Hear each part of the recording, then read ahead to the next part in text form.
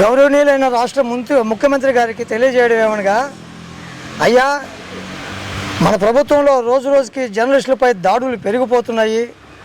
దీన్ని మీరు అసలు పట్టించుకున్న దాఖలాలు లేవు. ప్రజలకు ప్రభుత్వానికి వారధిగా పనిచేసే ఓ జర్నలిస్ట్ని కొట్టాలని మీకు ఎందుకు అనిపించింది? అసలు మనిషి అనేవాడిని ఎలా కొడతారా మీరు? అదేమన్నా నక్సలైటా, తీవ్రవాదా?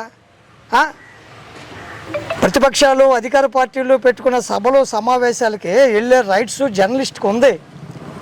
దాన్ని మీరు కాదని చెప్పడానికి మీరెవరు? అసలు కొట్టడం ఏంటి మనిషిని ఆ విధంగా? అతనికేం భార్య పిల్లకాయలు కుటుంబం లేదా? అతను చనిపోయింటే దానికి బాధ్యత ఎవరు వహిస్తారు? అసలు ఏమనుకుంటున్నారు మనిషిని కొట్టడం అనేది? మొన్న కొడాలి నాని అంటాడు ఎమ్మెల్యే గారు, అది ఎంతవరకు కరెక్టు? అదే రిపోర్టర్ కాబట్టి సరిపోయింది.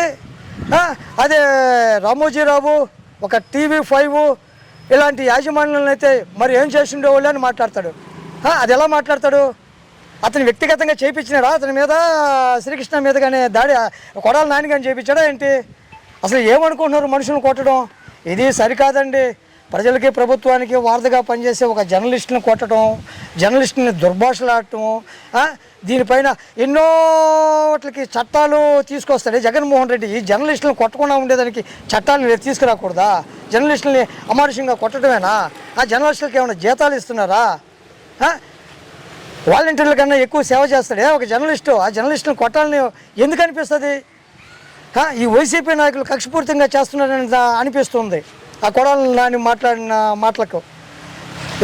డీజీపీ గారు సంబంధిత అధికారులు కూడా ఎందుకని దొంగలు పడ్డ 6 నెలలకి ఏదో ఏదో చెప్పిన సామెతగా అంత గొడవలు జరిగేసిన 2 రోజులకో 3 రోజులకో చర్య తీసుకుంటామని ప్రగల్భాలుగా పలకడం ఏంది? జరిగినప్పుడు ఏం చేస్తుంటారు? పక్కన లేరా? సిద్ధం సభ ముఖ్యమంత్రి సభ అయిపోయినదా? అలాంటి సభలో ఒక శ్రీకృష్ణుని కొడుతుంటే అక్కడ ఎవరు పోలీసులు లేరా? ఎందుకు ఆపట్లేదు? మరి ఇంత నిరంకుశమా? చిచ్చి సిగ్గుసేటబ్బా.